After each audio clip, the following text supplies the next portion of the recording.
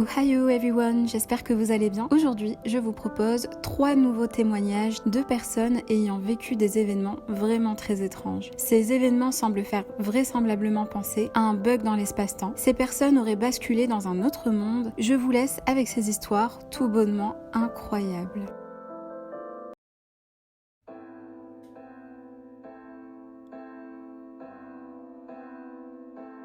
J'ai lu les histoires sur ce subreddit et je les ai appréciées, alors j'ai pensé que je pourrais partager ma propre histoire bizarre avec vous.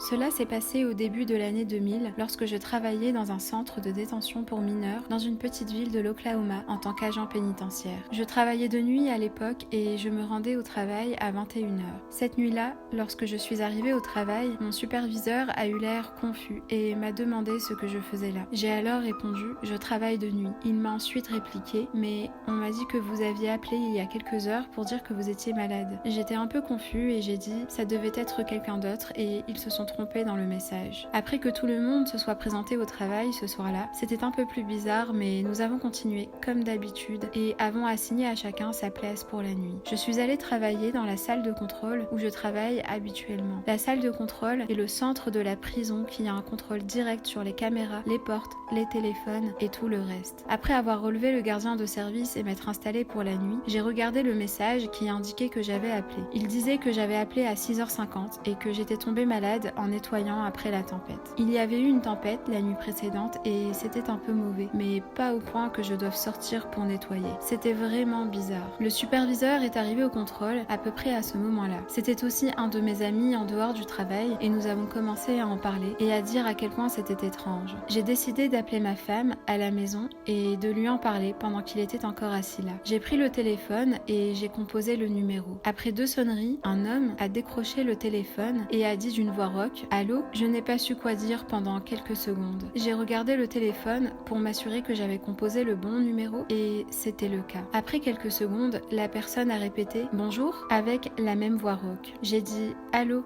Qui est-ce ? C'est Tyler. Qui est-ce ? A répondu la personne. Ma tête a commencé à tourner parce que mon nom est aussi Tyler. J'ai dit presque en criant « Où est Anne ?» Il a répondu « Anne est au lit. Qui est-ce ?» J'ai lâché le téléphone et j'ai dit à mon superviseur de me rappeler. Je devais rentrer chez moi et je me suis dirigée vers la porte. J'ai entendu Dave décrocher le téléphone derrière moi et dire « Allô ?» suivi peu après par « Putain » assez fort. J'ai couru jusqu'à ma voiture et j'ai roulé plus vite que la loi, mon esprit s'emballant tout le temps. J'ai franchi la porte et ma femme était assise devant la télé et était choquée de me voir à la maison. Je lui ai demandé qui était là et elle m'a répondu que personne n'était venu. Après une assez longue conversation avec ma femme, je suis allée appeler la prison pour leur dire ce qui se passait, mais le téléphone était mort. Je suis retournée au travail et quand je suis rentrée, Dave agissait bizarrement et m'a demandé « Comment diable fais-tu cela ?» Il m'a dit que lorsque j'étais partie, il avait décroché le téléphone et que la personne à l'autre bout avait la même voix que moi. Il a un peu paniqué et a raccroché le téléphone. 1 minute plus tard, alors qu'il voyait ma voiture quitter le parking, j'ai rappelé chez moi et lui ai demandé ce qui se passait. Il m'a répondu que j'étais un peu énervée, que j'étais malade et que je n'avais pas envie de jouer à ces jeux, que je lui demandais d'arrêter de me faire des farces et que je raccrochais. Après l'avoir convaincu que je n'avais aucune idée de ce qui se passait, nous sommes retournés au travail.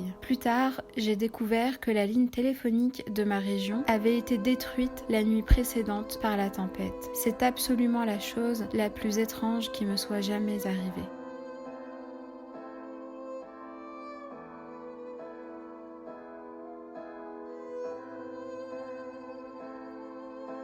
Je suis nouveau sur Reddit, mais j'ai créé un compte juste pour partager cette expérience. Moi, mon cousin et ma cousine étions tous dehors, sous le porche, en train de jouer. Nous avions tous le même âge, environ 4-5 ans. 2 adolescents se sont approchés de nous et nous ont demandé si nous voulions voir un château. Je savais que c'était une mauvaise idée, mais mon cousin voulait vraiment aller le voir, alors nous avons accepté de les suivre. Nous sommes allés dans les bois et avons marché le long d'un sentier pendant ce qui nous a semblé une éternité. Probablement une une vingtaine de minutes en réalité. Nous arrivons pour trouver un beau, brillant, majestueux château au loin. Je parle de quelque chose que vous verriez dans les films. Cet endroit était fait de ciel. Il brillait littéralement comme si nous entrions dans une ville de fées. Nous nous sommes regardés avec excitation et avons couru à la maison pour le dire à nos parents. Les adolescents sont restés derrière sans jamais nous poursuivre ou nous suivre. Notre course de retour a été instantanée, comme si elle n'avait pris que quelques secondes par rapport à notre trajet à pied. Nous allons le dire à ma mère et évidemment elle est effrayée et nous dit de ne plus jouer dehors dans la journée. Voilà le truc. Ma mère était si stricte avec moi qu'elle ne m'aurait jamais laissé hors de sa vue pendant plus d'une minute. La porte du porche était ouverte, donc il n'y avait aucune chance que deux adolescents au hasard nous emmènent dans les bois et encore moins ailleurs, sans qu'un de nos parents ne le voie. Ma mère et la mère de mes cousins étaient les deux adultes de la maison à ce moment-là. J'ai parlé de ça à ma mère à plusieurs reprises. Il n'y a pas d'église ou autre chose à proximité que nous aurions pu prendre pour un château. J'ai même cherché en tant qu'adulte sans succès. Nous nous souvenons tous les trois de ce phénomène. J'ai 25 ans maintenant, donc cela fait 20 ans, mais nous en avons parlé à l'âge de 6, 8, 12, 15 ans, etc.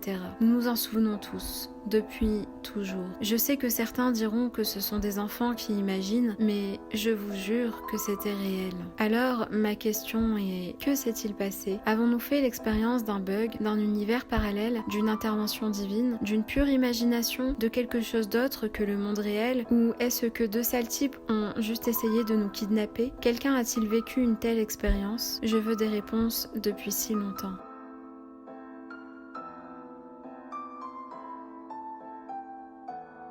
Je ne suis pas vraiment sûre que ce texte ait sa place dans ce subreddit, mais c'est parti. Quand j'avais 15 ans, j'étais incroyablement déprimée et je me débattais avec mes tocs et mon anxiété. C'était arrivé au point où j'ai décidé de me suicider. J'ai tout organisé, notes, quand, où, comment, etc.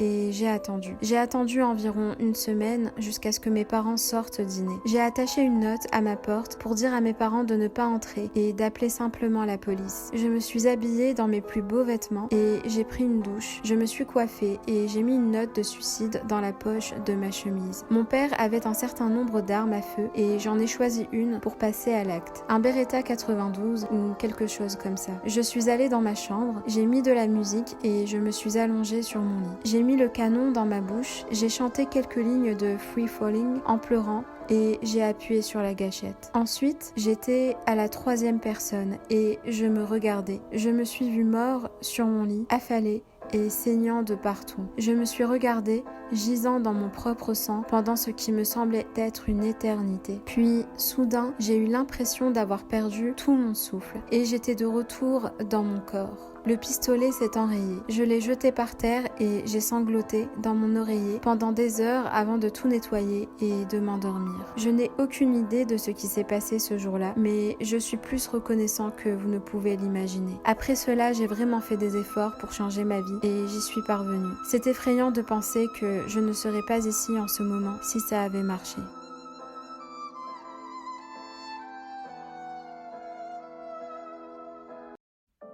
Cette vidéo est maintenant terminée. J'espère que ces histoires vous auront intéressé. En tout cas, n'hésitez pas à me faire part de vos avis en commentaire. Sur ce, je vous dis à la prochaine.